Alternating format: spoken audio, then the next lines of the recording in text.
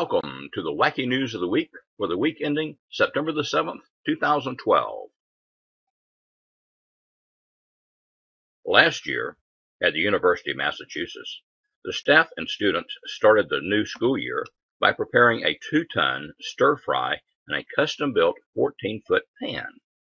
Prepared in that same 14-foot pan this year, they treated the returning students with a record-breaking 6,700-pound seafood stew that consisted of 1,000 pounds of mussels, lobster, clams, haddock, and salmon.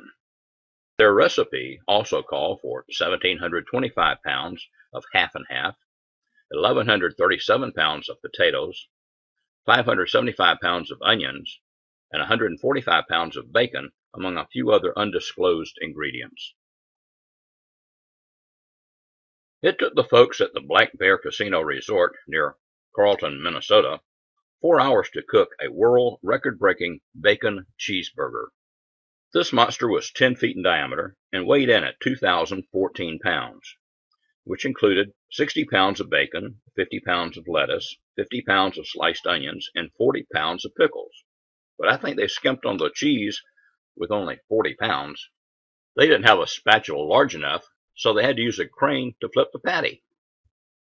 Philip Robertson of Guinness Records was on hand to verify that it set a new biggest burger record, and said it took remarkable teamwork to pull this off, and commented that the burger actually tasted really good.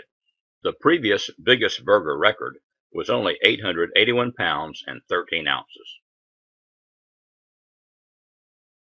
Entrepreneurship seems to be alive and well in the oil fields in western North Dakota. Recent high school grad, 18-year-old Evan Jensen, and his 21-year-old brother Justin left their home in eastern South Dakota to look for work in the oil fields. After having slept in their pickup for a while, Evan noticed that he and his brother, in his words, smelled bad. The closest place to shower was 60 miles away from the oil fields at a truck stop. The showers there were dirty, smelly, had a long wait to get in, and on top of that, it was expensive. There were plenty of food trucks catering to the oil field workers, and Evan felt like the workers would appreciate other home-like amenities like a place to take a shower and brush your teeth. That's when the idea of mobile showers came to him. Back at the family farm near Lake Preston, he pitched the idea to his parents and friends, who helped him convert a 53-foot semi-trailer into a 5-stall shower center that included laundry facilities and an office. Out on location, the showers are fed with a 6,000-gallon tanker truck that sits alongside the trailer, and it also recovers the wastewater. Evan was able to pay for the trailer conversion with $15,000 he had earned over the past 2 years by trapping muskrats and selling the pelts for $10 each to China, which turns them into coats, slippers, and earmuffs. If you want to take a shower at Evan's Better Showers, it'll cost you $10, but the water pressure's strong, and there's no time limit, and soap is free. But if you want a washcloth or towel, they're $1 extra. Evan says at least a couple of dozen people stop by each day. He recently posted his business for sale on Craigslist for $95,000, which he hopes will pay for his college tuition to McNally Smith College of Music in St. Paul, Minnesota. In Nigeria, authorities have been cracking down on drug smugglers since 2009, when a man attempted to blow up an airliner bound for Detroit. Since that time, they have found drugs sandwiched inside the fabric of suitcases, sewn into wigs worn by female passengers, tucked into underwear, hidden in phone chargers, and even in a stethoscope.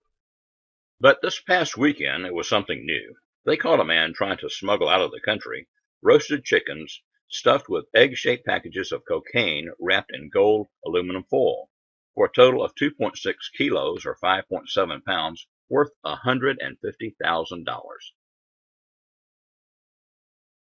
At the Darien Lake Theme Park and Resort in Darien, New York, Larry Jones of Buffalo purchased an order of French fries with a $50 bill. The park's employee spotted that the bill was counterfeit and called security. When the Genesee County deputies arrived and were taking Jones away, he tried unsuccessfully to stuff his mouth with and eat 5 other bills. Jones claims he got the phony money as pay from a remodeling job. He was jailed without bail on charges of possessing a forged instrument and tampering with evidence. At an annual gem and jewelry exhibition in Colombo, Sri, a 32-year-old Chinese man, Xiao Wan, swallowed a 1.5-carat diamond in front of the owner, who summons the police. Wan was taken to a hospital and was x-rayed, which proved the 1.8 million Sri Lankan rupees, or $13,663 diamond, was indeed inside him. Wan is in custody pending further investigation.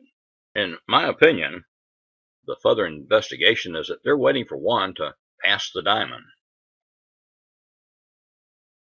Next month, at an auction in Stockport, Cheshire, England, a pair of Elvis Presley soiled with stains and unwashed tighty-whities are expected to fetch £10,000 or $16,000.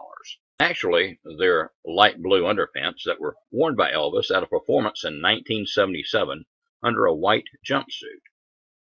The underwear was obtained from the estate of his father, Vernon Presley.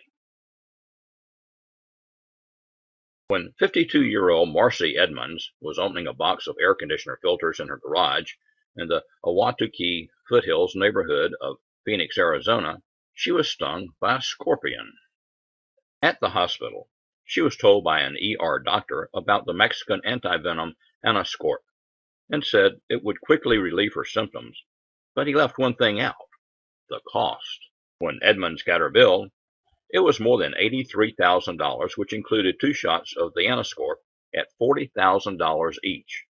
Her insurance has paid more than $57,000, and the Chandler Regional Hospital is after Edmond for the balance of $25,000.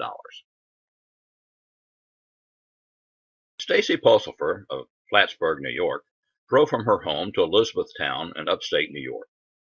On her return trip, she stopped for some coffee and heard meowing coming from her Jeep.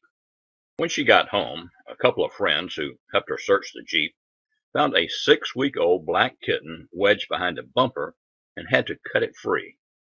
Stacy believes the kitten was stuck behind the bumper for about 22 hours and traveled about 100 miles. The kitten, now adopted by Stacy and named Pumpkin, did suffer a broken paw during the ride. 32-year-old Bobby Clifford Smith III tried to pull a fast one in Windber, Pennsylvania, while at a home improvement store. After entering the store, he went to the plumbing department and grabbed a toilet off the shelf and went straight to the return lane to exchange it for over $600 in gift cards. The whole thing was captured on video by surveillance cameras. Smith was arraigned and is being held on $30,000 bail. In Sydney, Australia, a man and his friends were driving in a car park when they had a little fender bender. It was nothing serious, but in the back seat of their car was a 5-liter bucket, or about 6.6 gallons of white paint, that flew open and sent paint flying all over the inside of the car and the passengers.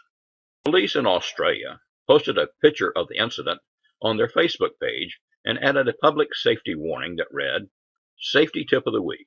Always put the paint in the boot. Although funny, it's a clear example of how an unsecured item in the back seat can cause so much damage and possible injury when involved in an accident." 20 years ago, the Chicago Public Library had 77,000 items returned when they had an amnesty program on late fees.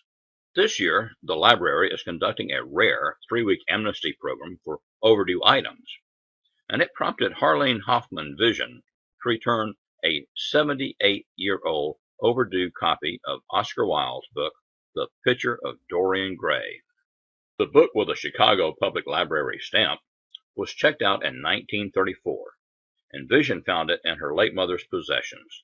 A librarian said Vision kept saying, "You're not going to arrest me," and we said, "No, we're so happy you brought it back."